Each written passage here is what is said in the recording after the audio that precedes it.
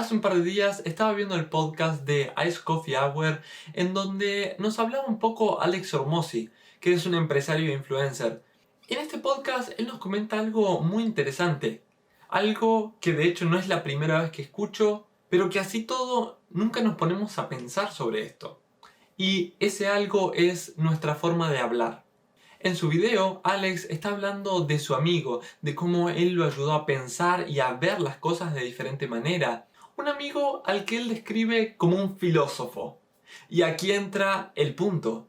Él lo describe como filósofo no por haber estudiado filosofía, sino por la etimología de la palabra. Filósofo viene del griego filósofos, que de hecho se divide en dos, que es philein, que significa amar, y sophos, que significa el conocimiento. En otras palabras, lo que Alex nos estaba intentando decir es que su amigo era un amante del conocimiento, él ama conocer cosas nuevas, aprender todo el tiempo, y es por eso que es un filósofo, no por el haber estudiado filosofía en sí mismo. Pero no se queda ahí, ya que si nos ponemos a investigar otras palabras que utilicemos diariamente, seguramente cambiaríamos bastante nuestra forma de hablar y de pensar también. Para que vean un ejemplo de esto, quiero poner el ejemplo de la palabra trabajo. Una palabra que utilizamos diariamente y casi para todo. Pero, ¿saben de dónde viene esta palabra? Trabajo viene de la palabra trabajar, y trabajar viene del latín tripaliar, el cual viene de tripalium. Y hasta aquí no significa nada, pero quiero decirles que tripalium significa tres palos. Ahora, ¿qué son estos tres palos, este tripalium? Es esto. Era un elemento de tortura utilizado para amarrar y para azotar a los esclavos. La relación de la palabra trabajo con tripalium no viene por el hecho de pegar, sino por el hecho del sufrimiento. Esta palabra se comenzó a utilizar para describir cualquier actividad que generara un dolor en el cuerpo. Ahora, ¿qué pasaba en esa época?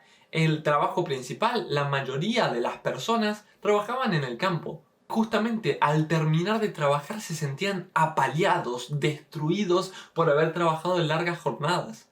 Entonces es ahí donde se comenzó a utilizar para describir esta tarea, que hoy en día seguimos utilizando la misma palabra para describir todas las actividades que realizamos. Si nos ponemos a pensar en la connotación con la que utilizamos la palabra hoy en día, creo que se podría decir que es básicamente la misma. Nos referimos al trabajo como un sufrimiento, como algo que tenemos que sufrir, que pasar, que es necesario hacerlo, cuando en realidad lo podríamos ver de una manera muy diferente. Incluso con la palabra labor o laburar que utilizamos mucho en la Argentina, viene un poco sobre el tema del labor que realiza la mujer cuando está a punto de dar un parto, que justamente es una de las cosas más dolorosas que hay, el dar a luz. O sea que incluso esta palabra viene atada a un sufrimiento en sí mismo. Y estos son solo algunos ejemplos de palabras que decimos que no sabemos exactamente de dónde vienen o qué significan, porque traen un significado muy profundo detrás, que al repetir indefinidamente los volvemos una parte de nosotros y de cómo vemos la vida y cómo la sentimos. Entonces, la idea de tomar un poco más de control sobre nuestra forma de hablar puede hacer que veamos la vida de manera diferente también. Pero claro, va a requerir que seamos conscientes de las cosas que decimos, que eso no es fácil. Y aquí debo aclarar algo. Yo no soy un gran seguidor de la ley de la atracción, si es que la han escuchado nombrar, ya que creo que está muy idealizada, por el hecho de pensar solamente en algo y de que creer que va a ser así, lo vas a lograr. Para mí eso está muy idealizado, pero yo sí creo en la antítesis de esta ley, en lo contrario. ¿Y qué sería esta antítesis para mí?